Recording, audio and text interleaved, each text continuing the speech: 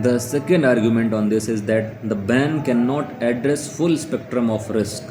Aparajita Bharti and Siddharth Dev. It is rare for policy discussions to resonate in every home as much as the potential ban on social media for those under 16. Regulating screen time is one of the most stressful features of modern parenting, and these proposals seem to be resonating with exhausted parents worldwide.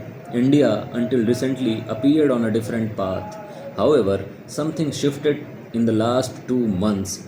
The Andhra Pradesh government, otherwise known to be one of the most tech forward state governments, was the first to announce that it was exploring such a move. Other states, Karnataka, Maharashtra, Goa, Bihar, Kerala, rushed to announce exploratory discussions in this regard. This year's economic survey framed social media addiction as a public health issue but shied away from a policy prescription. Reports suggest that the center has also started looking at age related restriction. However, what seems popular is not often the best policy solution. First, a social media ban for under 16s can create a false sense of security among policymakers and caregivers. Risk permeates across the internet. The nature of those risks differs from platform to platform. Young people encounter Young people encounter varying risks on gaming platforms, AI chatbots, and VoIP (Voice over Internet Protocol) services. Banning one kind of platform will only result in young people migrating to other online spaces that adults are less familiar with. Thus, the limits of ban first approach cannot be ignored. Second, a significant number of young people access the internet in single device households. In shared device setting, family structures organically regulate screen time. Regulations around young people's access to digital services must be attuned to the reality that kids often bypass these restrictions by simply using their parents' accounts and are generally adept at bypassing access control restrictions. Third, unlike the global north, access to digital platforms in India helps bridge existing socio-economic inequities to a larger extent.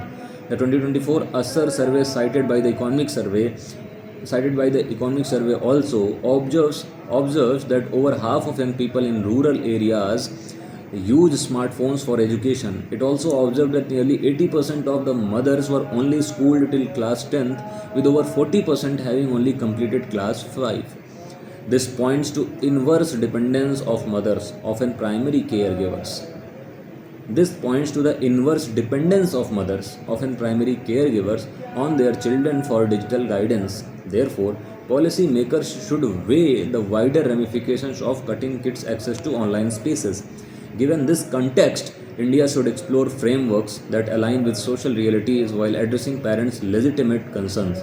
First, intervention should build on recent legislative reforms like India's forthcoming DPDP Act, Digital Personal Data Protection Act, which holds critical implications for young people's digital safety. Set for rollout in May 2027, the DPDP Act limits personalization and bans targeted advertising under 18s. Additionally, its verifiable parental consent requirement for children is India's first brush with age verification.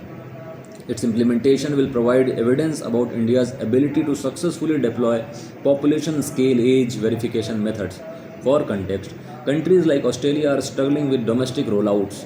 Even limited bans like Cinderella Law in South Korea, which prohibited children from using gaming platforms late at night, failed as people circumvented age verification system easily.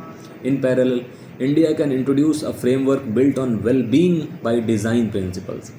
These can apply universally to all digital services with specific guardrails around addiction, stranger contact, and other harmful behaviors.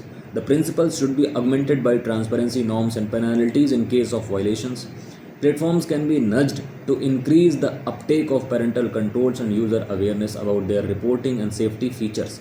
Lastly, we need to increase investments in digital safety education for children and parents.